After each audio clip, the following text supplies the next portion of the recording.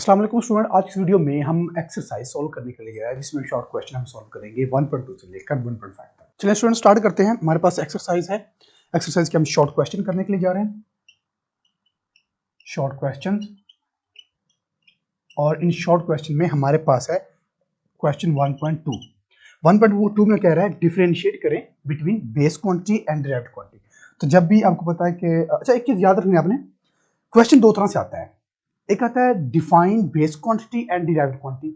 जब इस तरह का क्वेश्चन आएगा define base quantity derived quantity, तो आपने एक पैराग्राफ की फॉर्म में लिखना होता है। पहले बेस क्वांटिटी की हेडिंग देकर उसको डिफाइन करना, फिर डिराइव्ड क्वांटिटी की हेडिंग देकर उसको डिफाइन कर देना। लेकिन अगर क्वेश्चन आ जाए ना डिफरेंशिएट, डिफरेंशिएट बिटवीन फ्ला एंड फ्ला, जो भी हमारे पास गिवन हो, तो हमेशा याद रखना है आपने एक लाइन लगानी है बीच में, ठीक है। जब भी क्या क्वेश्चन हो डिफरेंशिएट, एक तरफ लिखना है आपने एक क्वांटिटी, सपोज बेस क्वांटिटी है हमारे पास, और दूसरी तरफ हमारे पास है डिराइव्ड क्वांटिटी, ठीक है। तो आपने बीच में लाइन लगानी है। तो पहला पॉइंट आपका होता है हमेशा डेफिनेशन का। तो बेस क्वांटिटी क्या होती है? The quantity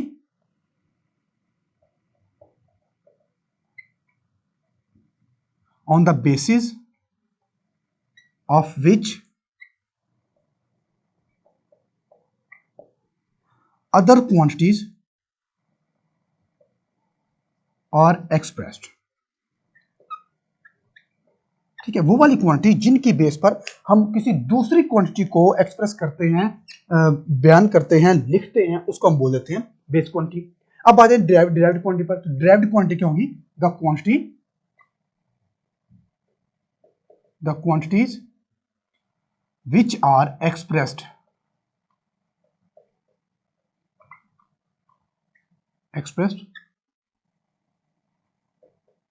on the basis of base quantity, ठीक है।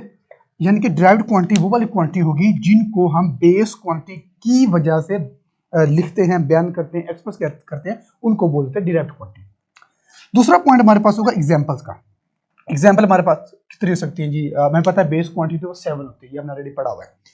तो हम एग्जांपल देते हैं इसकी। एग्जांपल हमारे पास है जी टाइम, मास, टेम्परेचर, etc, ठीक है।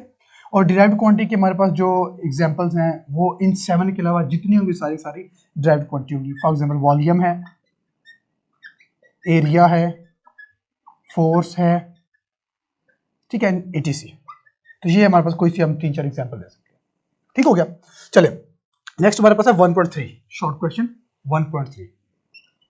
1.3 में उसने कुछ क्वांटिटीज दी हुई हैं और वो कह रहा है कि बताएं इनमें से आपने बेस क्वांटिटी इंडिकेट करनी है, बेस क्वांटिटी को पिक आउट करना है। अब जो हमारे पास गिवन है वो है जॉल, न्यूटन, किलोग्राम, यानी कि उसने वो कह रहा है pick out base quantity. Base quantity को हमें पिक आउट करना है। पहले हमारे पास है जी जॉल, फिर हमारे पास है जी न्यूटन है, किलोग्राम है, न्यूटन, किलोग्राम, हर्ट्ज, ठीक है। और फिर हमारे पास है जी मोल, एम्पेयर, मीटर, मोल, एम्पेयर, मीटर, और kelvin, coulomb and what. Kelvin, coulomb और वाट वगैरह, इनमें से बताएं बेस क्वांटिटी कौन कौन सी हैं। तो बेस क्वांटिटी देखें, अगर हम बात करें जॉल की, तो जॉल इनमें से जो हमारा हमने बेस क्वांटिटी पढ़ी थी ना इस लेक्चर में, उसमें हमने जॉल को डिस्कस नहीं किया था। हमारे पास जो बेस क्वांटिटी होती है मैं अलग से लिख देता हूँ ताकि हमारे लिए मजीद ईजी हो जाए। चलिए मैं यहाँ पर लिख देता हूँ। वो हमारे पास होती हैं जो बेस क्वांटिटी होती है, वो हमारे पास होता है जी टाइम, लेंथ, ठीक है। टाइम का हमारे पास सेकंड होता है, लेंथ का हमारे पास मीटर होता है, मैस का हमारे पास केजी होता है, टेम्परेचर यूनिट हमारे पास केल्विन होता है, ठीक है। उसके बाद है करंट, इलेक्ट्रिक करंट, मैं डायरेक्ट लिख रहा हूँ करंट, इसका यूनिट हमारे पास एम्पेयर होता है। अमाउंट ऑफ सब्सटेंस, अमाउंट, चलो मैं डायरेक्ट अमाउंट लिख देता हूँ, सब्सटेंस थोड़ा लंबा हो जाएगा। इसके अंदर हमारे पास मोल होता है। इंटेंसिटी ऑफ लाइट, तो मैं इंटेंसिटी लिख देता हूँ, लाइट थोड़ा लंबा हो जाएगा। इसका होता है कैंडेला, CAD। तो 7 पूरी, 1 2 3 4 5 6 7, ठीक है। अब ये हमारे पास जो लिखी है ना, ये बेस क्वांटिटी है और आगे उनका यूनिट लिखा हुआ है। अब देखते हैं जी, जॉउल, क्या जॉउल इनमें से कोई है? जॉउल इनमें से नहीं है, इसका मतलब है कि ये बेस क्वांटिटी नहीं है, ठीक है। फिर आ जाए जी न्यूटन, क्या न्यूटन इनमें से है? न्यूटन नहीं है, तो न्यूटन भी बेस क्वांटिटी नहीं है। किलोग्राम, किलोग्राम इनमें से है, किलोग्राम ये है, मैस का यूनिट किलोग्राम, इसका मतलब जो किलोग्राम है वो बेस है। हर्ट्ज, हर्ट्ज इनमें से है? हर्ट्ज इनमें से नहीं है, तो इसका मतलब ये भी नहीं है। मोल, मोल इनमें से है? मोल मोल मोल मोल, ये अमाउंट ऑफ सब्सटेंस, इसका मतलब मोल हमारा है। फिर आया जी हमारे पास एम्पेयर, एम्पेयर इनमें से है? एम्पेयर पूरे स्पेलिंग लिखे, यहाँ पे मैंने शॉर्ट फॉर्म में लिखे, सेकंड में एम्पेयर, ये एम्पेयर करंट का, इसका मतलब एम्पेयर भी हमारा बेस है। मीटर, मीटर हमारे पास मीटर मीटर मीटर, ये है लेंथ का, तो ये भी हमारे पास बेस है। केल्विन, केल्विन केल्विन केल्विन का, ये केल्विन टेम्परेचर का, इसका मतलब ये भी हमारे पास बेस है। कूलम, कूलम इनमें से है? कूलम कूलम कूलम कूलम नहीं है, तो इसका मतलब ये भी नहीं है। वॉट, क्या इनमें से वॉट है? वॉट वॉट वॉट नहीं है, तो वॉट भी हमारा बेस नहीं है। तो आप बताइए, जिस पर हमने टिक किया ना, राइट टिक किया, वो हमारा बेस क्वांटिटी है, और जो मैंने क्रॉस किया है वो हमारी बेस नहीं है। अगर बेस नहीं है तो क्या है? वो डिराइव्ड है, ठीक है। चलें जी, नेक्स्ट क्वेश्चन 1.4। 1.4 में उसने कुछ क्वांटिटीज दी हुई है। चलिए इसको ना लिखा रहने देते हैं, हमारे काम आ जाएंगे। कुछ क्वांटिटीज उसने दी हुई है और वो कह रहा है कि इनमें से आपने ये बेस क्वांटिटी कौन कौन सी इनमें इन्वॉल्व है। तो 1.4 हमारे पास है। 1.4 में पहले हमारे पास है जी स्पीड, पहले हमारे पास स्पीड है। वो कहता है स्पीड में बताएं कौन कौन सी बेस क्वांटिटी इन्वॉल्व है। अगर हम स्पीड का फॉर्मूला हमने पढ़ा था, ड्राइव्ड क्वांटिटी जो हमने लेक्चर में पढ़ा था, तो स्पीड का हमारे पास फॉर्मूला होता है, इसका फॉर्मूला होता है मीटर पर सेकंड, मीटर पर सेकंड, ठीक है। तो इसमें बताएं कितनी बेस क्वांटिटी इन्वॉल्व है। इसमें दो बेस क्वांटिटी इन्वॉल्व है, कौन कौन सी? एक मीटर और दूसरा सेकंड, क्योंकि मीटर, मीटर हमारे पास है बेस क्वांटिटी, और दूसरा सेकंड, सेकंड हमारे पास टाइम का, वो भी बेस क्वांटिटी। इसके अंदर टू बेस क्वांटिटी इन्वॉल्व है, ठीक है, टू बेस क्वांटिटी। चलो मैं इसको ना यूं लिख देता हूं, टू बेस क्वांटिटी, ठीक है, टू बेस क्वांटिटी इसमें इन्वॉल्व है। फिर हमारे पास वो पूछ रहा है जी, स्पीड के बाद वो पूछ रहा है जी हमारे पास है वॉल्यूम। वगैरह वॉल्यूम के बारे में आपका क्या ख्याल है? वॉल्यूम में कितनी बेस क्वांटिटी और कौन कौन सी है? तो वॉल्यूम का फॉर्मूला हमारे पास होता है length multiply by breath multiply by height, ये फॉर्मूला होता है ना। अच्छा एक चीज याद रखें, लेंथ ब्रेथ हाइट ये सब एक ही चीज है, सब में तीनों बहने हैं, ठीक है। फर्क क्या आता है? फर्क इनकी सोच में आता है। फर्क क्या आता है? लेंथ होगी अगर हम जमीन के ऊपर रहकर ना डिस्टेंस कवर करेंगे, ब्रेथ होती है कि अगर हम उस चीज की चौड़ाई मेजर करेंगे, हाइट होती है अगर जमीन से लेकर ऊपर जाएंगे तो हाइट बन जाएगी। तो चीजें तीनों एक ही हैं, सिर्फ नाम डिफरेंट है इनकी पोजीशन की वजह से, ठीक है। तो ये हमारे पास है लेंथ, और लेंथ क्या हमारे पास है? बेस, बेस बिल्कुल है, लेंथ मीटर एक है। और फिर हमारे पास ब्रेथ, ये भी मीटर है, ये भी मीटर है। इसके अंदर कितनी बेस क्वांटिटी इन्वॉल्व है? बेस क्वांटिटी एक ही इन्वॉल्व है, लेकिन वो 3 टाइम्स आई है। ये भी बेस है, ये भी बेस है, ये भी बेस है एक ही चीज लेकिन रिपीट हो रही है। तो इसके अंदर 1 बेस क्वांटिटी इन्वॉल्व है,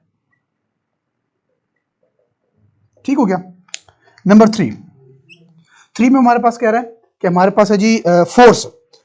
फोर्स के बारे में कह रहा है, बताएंगे व्हाट इज फोर्स। तो फोर्स का यूनिट ऑफ फोर्स का फॉर्मूला हमारे पास होता है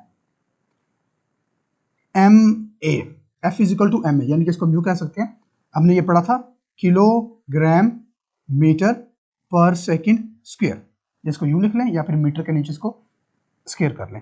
अब इसमें देखें कौन कौन सी बेस क्वांटिटी है। एक तो हमारे पास किलोग्राम है, बेस क्वांटिटी है, फिर हमारे पास मीटर है, बेस क्वांटिटी, फिर हमारे पास है सेकंड। तो कितनी होगी इसके अंदर? 3। तो इसके अंदर है 3 बेस क्वांटिटी इन्वॉल्व है, 3 बेस क्वांटिटी। कौन कौन सी है?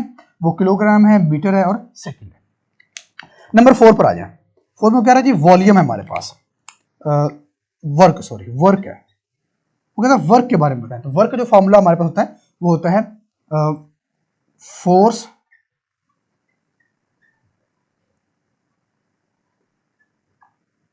And distance. ठीक है, ये हमारे पास था फॉर्मूला। अब फोर्स को हम तोड़कर लिखेंगे तो हमारे पास ये आ जाएगा किलोग्राम मीटर पर सेकंड स्क्वायर, और साथ में एंड का मतलब मल्टीप्लाई डिस्टेंस यानी कि लेंथ। डिस्टेंस का मतलब क्या होगा, डिस्टेंस मतलब लेंथ, तो उसका हो जाएगा मीटर।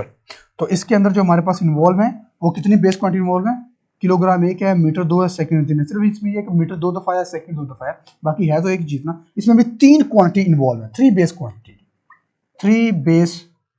क्वांटिटीज में भी इन्वॉल्व है, और वो कौन कौन सी है, किलोग्राम है, मीटर है और सेकंड। ठीक हो गया। तो इस तरह हम इसको बताएंगे कौन कौन सी है और कितनी है और कौन कौन सी, साथ ये भी बताएंगे कौन कौन सी है। ठीक है, चले नेक्स्ट हमारे पास है जी 1.5 में कह रहा है कि estimate your age into seconds. आपने अपनी एज को सेकंड में कन्वर्ट करना है। बहुत इंटरेस्टिंग है। कभी आपने ऐसा सोचा है कि आप तो कहते हैं आपकी एज 15 साल है, सपोज करते हैं, इसका मतलब 15 साल हो चुके हैं आपको इस दुनिया में आए हुए। अगर आपसे पूछा जाए इस सेकंड्स कितने हुए आपको इस दुनिया में आए हुए, तब चलो जी आज वही करते हैं। That's very interesting. Age into second, age into second, आप अपनी एज को सेकंड में कन्वर्ट करना है। सपोज करते हैं कि आपकी एज है 15 ईयर्स, तो 15 ईयर्स को आपने कन्वर्ट करना है सेकंड में। अब मेरी एज जो है वो 27 है, तो अगर मैं 27 को कन्वर्ट करूँ तो कर सकता हूँ। आप अपने फादर की एज को कन्वर्ट कर लें, अपने मदर, अपने फैमिली, किसी की एज को कन्वर्ट कर सकते हैं एज अ प्रैक्टिस। तो अगर सपोज करते हैं कि आपकी एज है 15 साल, उसको हमने सेकंड में कन्वर्ट करना है। पहले इसका स्ट्रक्चर बनाते हैं। ईयर्स को हम कन्वर्ट करेंगे, ईयर्स से छोटा क्या होता है, मंथ। मंथ के बाद क्या आता है हमारे पास, डेज। डेज के बाद हमारे पास आएगा आवर्स, आवर्स के बाद हमारे पास आ जाएगा मिनट्स, और मिनट्स के बाद हमारे पास आ जाएगा जी सेकेंड। ठीक है, आप ईयर से मंथ की बजाय डायरेक्ट डेज पर भी जा सकते हैं। That's upon you. चले मैं हम स्टेप बाय स्टेप करते हैं, मंथ में लेकर जाते हैं। तो देखिए हमारे पास है जी 15 ईयर्स मल्टीप्लाई बाय, एक ईयर में कितने मंथ होते हैं, 12, मल्टीप्लाई बाय 12 करें जी कैलकुलेट। तो हमारे पास आ जाएगा जी 15 मल्टीप्लाई बाय 12, तो ये हमारे पास आ जाएगी 180 मंथ आ चुके हैं हमारे पास। ठीक है, इसका मतलब 15 साल अगर आपकी एज है तो आपके मंथ बनते हैं 180। अब हम इसको कन्वर्ट करते हैं 180 मल्टीप्लाई, मंथ के बाद हम इसको करते हैं डेज में। एक मंथ में कितने डेज होते हैं, एक मंथ में 30 डेज होते हैं, मल्टीप्लाई बाय 30, मल्टीप्लाई बाय 30, तो ये आ जाएगा जी 5400 डेज। लें जी आपको दुनिया में आए हुए 5400 दिन हो चुके हैं। डेज के बाद हम कन्वर्ट करेंगे जी आवर्स में, तो 5400 मल्टीप्लाई बाय, एक डे में कितने आवर्स होते हैं, 24, मल्टीप्लाई बाय 24, तो मल्टीप्लाई बाय 24, तो ये हमारे पास आ जाएगा जी 129,600। ये कितना बनेगा, 1,29,600 आवर्स। ये में बन जाएंगे जी आवर्स। इसके बाद आवर्स के बाद हम करेंगे मिनट्स में, तो एक आवर में कितने मिनट्स होंगे जी, एक आवर्स में होते हैं जनाब 60 मिनट, तो मल्टीप्लाई बाय 60, तो ये आ रहा है हमारे पास 777,600 एंड 0। ये हमारे पास आ चुके हैं मिनट्स। तो हम मिनट्स को अगेन करेंगे कन्वर्ट सेकंड में, तो एक मिनट में कितने सेकंड होंगे जी, again 60, 6000 multiply by 60, again multiply by 60, तो ये आ जाएगा हमारे पास 466560000 सेकेंड्स। ठीक है, इस तरह आप कन्वर्ट कर सकते हैं कि आपकी एज, अब आप ये जितनी भी अमाउंट बन रही है, पर इतने सेकंड हो चुके हैं आपको दुनिया में आए हुए। ठीक है, अगर आप सेकंड के बाद अगर आप अपना बर्थ से सेलिब्रेट करते हैं तो हर सेकंड बाद आपको अपना बर्थडे सेलिब्रेट करना पड़ेगा, इसलिए साल के बाद करते हैं तो टाइम बहुत ज़्यादा होता है। खैर एनीवे दोस्तों, ये थे हमारे शॉर्ट क्वेश्चन जो हमने सॉल्व किए हैं, और बाकी जो शॉर्ट क्वेश्चन है वो इंशाल्लाह हम अपने नेक्स्ट वीडियो में करेंगे।